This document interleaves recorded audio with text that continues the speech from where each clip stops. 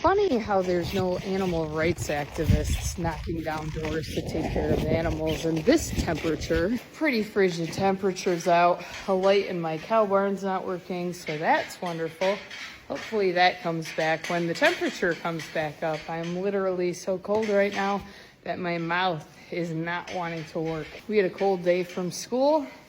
We had a state of emergency declared, so had a day off. I have a doctor's appointment tomorrow, so I'm not going to be there tomorrow either. And the stress just perpetuates because we have our first speaking contest on February 8th, and I have almost 30 kids that I'm preparing, so that'll be fun. So I wanted to share with you what the sky looks like when it is so frigid out.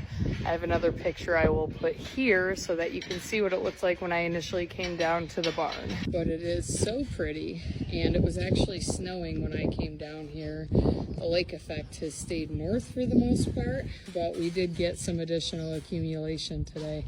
But it's just a very neat sunset.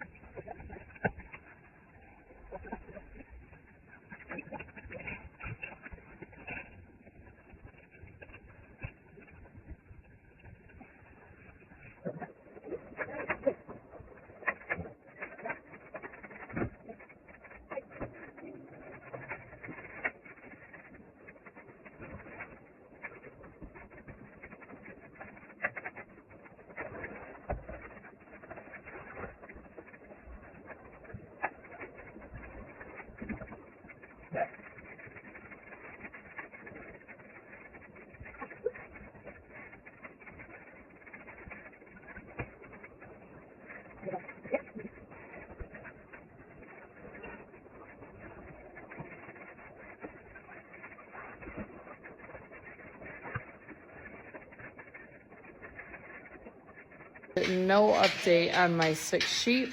She's still there. She's still kicking. I don't know if she's improving, so at some point I may have to decide to pull the plug. My cow barn refugees are still in here. They were getting beat up too bad in the sheep barn, so they're just semi-permanent residents in here. 2 of them were bottle lambs. The third one over there, he was a triplet, but he's my future breeding ram.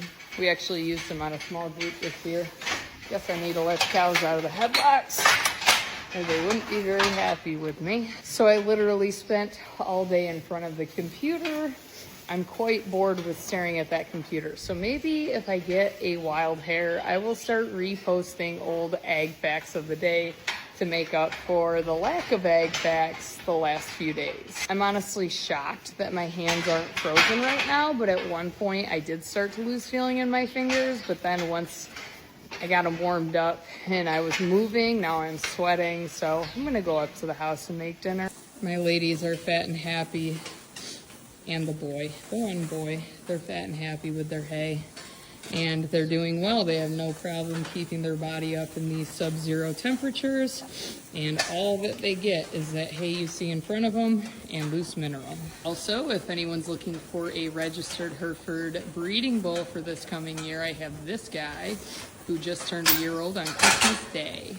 And he's got scurs. We did show him, so he is halter broke. He's very calm. He's my selfie boy. Maybe I'll post one on here so you can see it.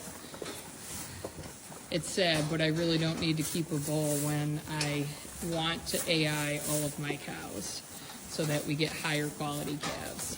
I was originally actually going to keep him through this year to serve as a cleanup bull for ourselves and also to show him this summer at the fairs, but we had that heifer in November, so I don't really think we'll need this guy, although he is a sweetheart.